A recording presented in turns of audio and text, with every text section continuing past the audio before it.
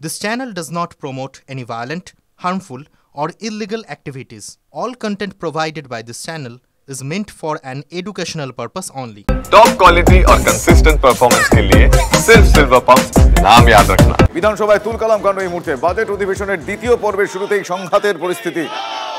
হিরণের বক্তব্য অধ্যক্ষ থামিয়ে দেওয়ায় বিজেপি বিধায়কদের বিক্ষোভ, ওয়াকআউট।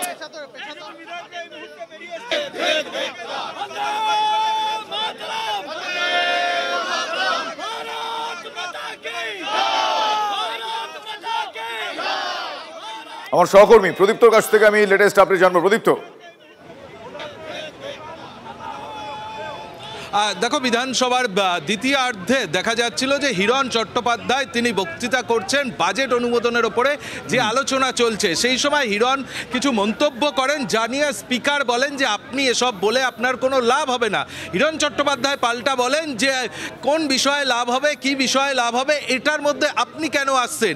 সেই সময় দেখা যায় যে স্পিকার বিমান বন্দ্যোপাধ্যায়ের সঙ্গে বিজেপির খড়গপুরের বিধায়কের বাকবিতণ্ডা হয়, কথা কাটাকাটি হয়। এরপরই হিরণের যে নির্দিষ্ট সময় ছিল সেই সময়ের আগেই হিরণের মাইক বন্ধ করে দেওয়া হয়, বক্তৃতা মাঝপথে থামিয়ে দেওয়ার অভিযোগ ওঠে স্পিকারের বিরুদ্ধে এবং তারপরে স্লোগান দিতে থাকেন মনোজ ওরাও, শঙ্কর ঘোষরা, বিজেপির বিধায়করা তারা স্লোগান দিতে থাকেন যে মাঝপথে কি কারণে এভাবে বক্তৃতা থামিয়ে দেওয়া হলো।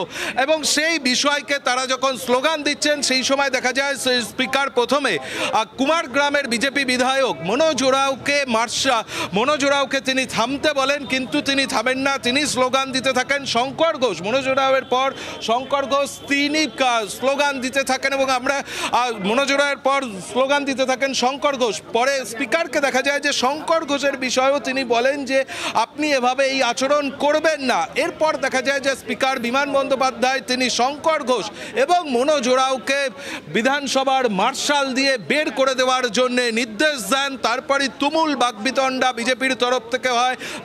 বিধানসভার মার্শাল দেবব্রত মুখোপাধ্যায় শঙ্কর ঘোষদের কাছে আসেন এবং বেরিয়ে যেতে বলেন। সেই সময় দেখা যায় যে বিজেপির যে বিধায়করা রয়েছেন তারা সকলেই ওয়াকআউট করেন। এই মুহূর্তে তুমি দেখতে পাচ্ছ বিধানসভার যে গেট, সেই গেটে বিধানসভার দৈনন্দিন যে কার্যকলাপ হয় সেই সমস্ত নথিপত্র বিজেপি বিধায়করা তারা ছিঁড়ে ফেলেছেন। তাদের বক্তব্য বিধানসভা বিরোধীদের জন্য, সেই বিরোধীদের যখন কথা বলার কোথাও কোনো সুযোগ নেই তাহলে তাদের এই বিধানসভায় থেকে কি লাভ। এই মুহূর্তে শঙ্কর ঘোষ তিনি সাংবাদিকদের মুখোমুখি হয়েছেন এবং গোটা ঘটনার ক্ষেত্রে পরবর্তীতে তারা কি পদক্ষেপ করবেন। এবং এরই মধ্যে শুভেন্দু অধিকারী, অগ্নিমিত্রা পাল, বঙ্কিম ঘোষ, বিশ্বনাথ কারকদের যে কারণে সাসপেন্ড করা হয়েছিল দীপক বর্মনের বিরুদ্ধেও একই অভিযোগ আনেন স্পিকার বিমান বন্দ্যোপাধ্যায় যে স্পিকারের চেয়ারকে অপমান করা হয়েছে, অবমাননা করা হয়েছে। হিরণ কিছু বলছেন যদি একবার শোনানো যায়। প্রদীপ্ত, হিরণ কিছু বলছেন, কিছু যদি শোনানো যায়। তখন উনি মার্শাল দিয়ে শঙ্কর দাকে এবং মনোজ দাকে দুজনকে বার করে দেন। আমরা তার সঙ্গে সঙ্গে বেরিয়ে এসেছি।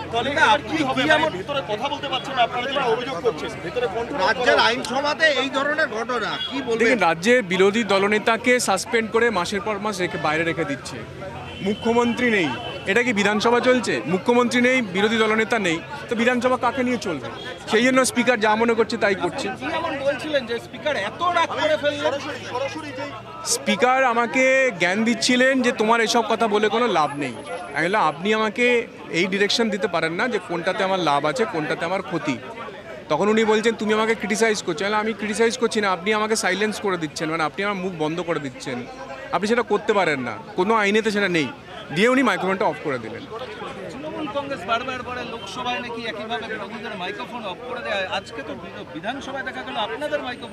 পার্লামেন্টে কখনো তো বন্ধ করে দেওয়া হয়নি। পার্লামেন্টে তো ডায়মন্ড হারবারের সাংসদ তিনি তো বলেছিলেন প্রধানমন্ত্রীকে দাঁড়িয়ে ক্ষমা চাইতে হবে।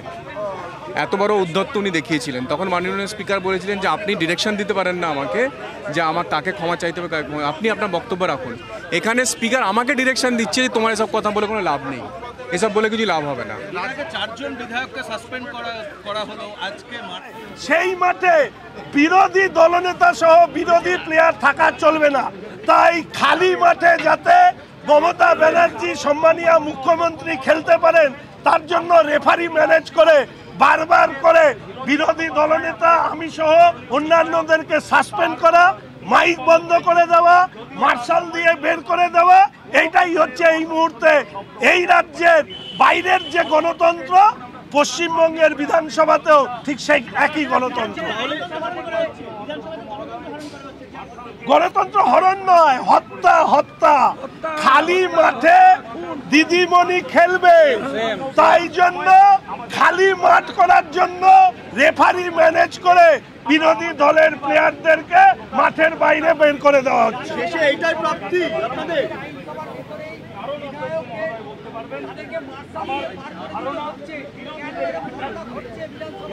শাসক একটাই জিনিস পারবে, সেটা হচ্ছে ভয় এবং আতঙ্কের পরিবেশ। আজকে মার্শালদেরকে দিয়ে আমাদেরকে বের করে দেওয়া হচ্ছে, পুলিশ আর দুষ্কৃতী দিয়ে সাধারণ মানুষের উপর অত্যাচার হচ্ছে। অর্থাৎ ভেতরে এবং বাইরে, আইনসভার ভেতরে এবং বাইরে পরিস্থিতিটা এক। আর এই পরিস্থিতিটা বদলাতে পারে শাসকের বিসর্জনের মধ্যে দিয়ে। 2026 শাসকের বিসর্জন আমরা সম্পূর্ণ করব। শেষে মার্শাল দ্বারা আপনাদের বাইরে বেরোতে হলো, মার্শাল ধাক্কা মেরে বার করলেন। মার্শাল, দুষ্কৃতী, পুলিশ এইসব দিয়ে এই রাজ্য চলছে। বিধানসভার অভ্যন্তরে বিরোধীদের কথা বলার অধিকার নেই। ফলে সেই জায়গায় দাঁড়িয়ে আজকে যে চিত্র এই রাজ্যে অনুষ্ঠিত হলো, এটা নিশ্চিতভাবে গণতন্ত্রের পক্ষে লজ্জাজনক। এই মুহূর্তে সরাসরি সেই ছবিটা দেখতে পাচ্ছি। এই মুহূর্তে আপনারা দেখছেন যে পরিস্থিতি বিধানসভায় তুলকালাম কাণ্ড। বাজেট অধিবেশনের দ্বিতীয় পর্বের শুরুতে আজ সংঘাতের পরিস্থিতির সৃষ্টি হয়। হিরণ চট্টোপাধ্যায়ের বক্তব্য অধ্যক্ষ থামিয়ে দেওয়ায় বিজেপি বিধায়কদের বিক্ষোভ, ওয়াকআউট। এবার দেখবো যাদবপুর বিশ্ববিদ্যালয়ের এই মুহূর্তে কি পরিস্থিতি। সেখানে ক্যাম্পাসে আবারও পুলিশ বিতর্ক। কর্তৃপক্ষ পড়ুয়াদের বৈঠকের দিন ক্যাম্পাসে সাদা পোশাকের পুলিশ। ওমপ্রকাশ মিশ্রকে ঘিরে বিক্ষোভের সময় পুলিশ। কেন ক্যাম্পাসে পুলিশ, প্রশ্ন তুলেছেন পড়ুয়ারা। ক্যাম্পাসের বাইরে প্রচুর পুলিশ মোতায়েন রয়েছেন। যাদবপুর ক্যাম্পাসের বাইরে পুলিশ ভ্যান দেখতে পাওয়া যাচ্ছে। যাদবপুর বিশ্ববিদ্যালয়ের ক্যাম্পাসের মধ্যে কলকাতা পুলিশ প্রবেশ করছে এবং তারা কলকাতা পুলিশ যাদবপুর বিশ্ববিদ্যালয়ের অভ্যন্তরে তারা কিন্তু সাদা পোশাকে প্রবেশ করছেন এবং আইআর ডিপার্টমেন্টের অভ্যন্তরে এই সাদা পোশাকের পুলিশ তারা ঢুকছে। ওমপ্রকাশ মিশ্র তিনি তার অফিসে রয়েছেন, অন্যদিকে ছাত্রীরা তারা অবস্থান চালিয়ে যাচ্ছে ক্রমাগত। এখন সাদা পোশাকের পুলিশ তারা কিন্তু ক্যাম্পাসের অভ্যন্তরে ঢুকছে এবং আইআর ডিপার্টমেন্টের মধ্যে ঢুকছে। একদিকে ওমপ্রকাশ মিশ্র তিনি পোস্টার ছিঁড়ছেন। আমি ছবিটা দেখাতে বলবো, ছবিটা দেখাও অভিজিৎ। একদিকে ওমপ্রকাশ মিশ্র তিনি পোস্টার ছিঁড়ছেন, অন্যদিকে পুলিশ ক্যাম্পাসের অভ্যন্তরে একেবারে আইআর ডিপার্টমেন্টের অভ্যন্তরে প্রবেশ করলো। একদিকে ওমপ্রকাশ মিশ্র তিনি নিজের হাতে পোস্টার ছিঁড়ছেন, আর অন্যদিকে পুলিশ যাদবপুর বিশ্ববিদ্যালয়ের ক্যাম্পাসের মধ্যে একেবারে আইআর ডিপার্টমেন্টের মধ্যে প্রবেশ করছে। দু ধরনের ছবি দেখা যাচ্ছে। একদিকে ওমপ্রকাশ মিশ্র তিনি নিজের হাতে পোস্টার ছিঁড়ে ফেলছেন, অন্যদিকে পুলিশ তারা কিন্তু একেবারে আইআর ডিপার্টমেন্টের অভ্যন্তরে প্রবেশ করছে। আপনি কি পুলিশে খবর দিয়েছিলেন? না, সবাইকে একটা মেসেজ পাঠিয়েছি যে আজকে আসবো 12টাতে, আপনাদেরকেও পাঠিয়েছি। বিশ্ববিদ্যালয়ের অভ্যন্তরে আইআর ডিপার্টমেন্টের মধ্যে একদিকে পুলিশ, অন্যদিকে ছাত্রীরা তারা কিন্তু একেবারে বিক্ষোভ প্রদর্শন করছে। ওমপ্রকাশ মিশ্রর গেটের বাইরে সে বিক্ষোভ চলছে এবং তারা কিন্তু তাদের অবস্থান বিক্ষোভ চালিয়ে যাচ্ছে। পুলিশ বক্তব্য নেই, আমাদের বক্তব্য নেই কোনো। আইআর ডিপার্টমেন্টে পুলিশ ঢুকছে, কিছু আমাদের বক্তব্য নেই। আমাদের বক্তব্য আমাদের হ্যান্ড পোস্টারে আছে, আমরা আলাদা করে তারা লিখেছেন ফের মারতে এলেন স্যার, আবার নিগ্রহ করতে চান স্যার। এবং সেই জায়গায় দাঁড়িয়ে যাদবপুর বিশ্ববিদ্যালয়ের অভ্যন্তরে একদিকে যখন ক্যাম্পাসে পুলিশ ঢুকেছে তখনই কিন্তু আবারও ছাত্রীরা তারা বিক্ষোভ দেখাচ্ছেন। যাদবপুর বিশ্ববিদ্যালয়ের অভ্যন্তরে আইআর ডিপার্টমেন্টের মধ্যে প্রচুর পরিমাণে পুলিশ মোতায়েন রয়েছে এই মুহূর্তে। এবং আমি দেখাবো ছবিটা, যে সাদা পোশাকের পুলিশ তারা কিন্তু আইআর ডিপার্টমেন্টের বাইরেও রয়েছেন এবং পুলিশ আধিকারিকরা একদিকে যেমন রয়েছেন তেমনই কিন্তু ওমপ্রকাশ মিশ্র তিনি তার ঘরে গিয়ে কার্যত বন্দী হয়ে গিয়েছেন বলা চলে। তার কারণ ছাত্রীরা সেখানে বিক্ষোভ দেখাচ্ছে। হোক কলরবের স্মৃতি অনেকের মনে আছে সেখানে যাদব